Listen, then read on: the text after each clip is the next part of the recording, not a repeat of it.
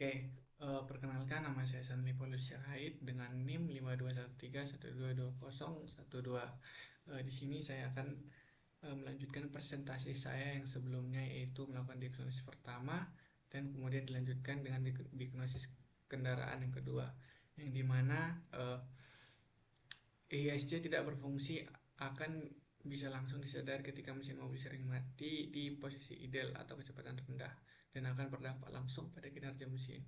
Bahkan kerusakan parah bisa memuat mesin yang baru saja dinyalakan langsung mati akibat menyala AC.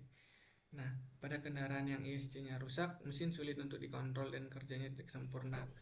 Adapun gejala-gejalanya sebagai berikut. Yang pertama itu RPM mesin naik turun atau tidak stabil. Gejala yang pertama yang menandai adanya kerusakan ISC adalah RPM mesin naik turun atau tidak stabil. Terlebih saat mesin berada dalam posisi RPM idling, mesin akan terasa bergetar karena putaran tiba-tiba naik, namun secara mendadak turun juga. Setelah RPM turun, kemudian akan naik lagi meski gas tidak diinjak. Ya, yang kedua yaitu RPM mesin turun saat kecepatan rendah, yang dimana kondisi RPM yang naik turun tidak stabil akan semakin jelas terlihat saat mobil dalam kecepatan rendah. Bahkan pada beberapa kondisi terjadi penurunan RPM yang cukup signifikan sehingga mengakibatkan kendaraan mati mendadak ketika melaju. Yang selanjutnya yaitu mesin mati ketika AC menyala. Nah, saat AC tidak berfungsi, bisa saja tiba-tiba mesin mati dalam kondisi idling. Adapun pemicunya ialah AC menyala yang menambah beban mesin. Nah, pada saat AC hidup, maka mesin pun harus memutar kompresornya. Nah, ini berakibat proses idling tidak stabil sehingga mesin menjadi lebih cepat mati. Oke, yang selanjutnya yaitu ciri-ciri ESC mobil rusak.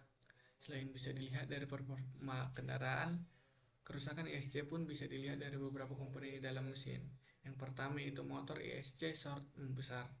Nah, untuk mengecek kondisi ESC bisa dilihat dari bagian koil di dalam mesin.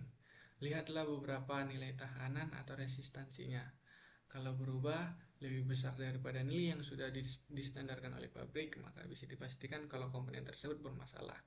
Nah, adapun ciri-cirinya ialah semakin membesar nilai tahanannya, maka akan semakin mempengaruhi besaran pintel ISC saat terbuka atau tertutup.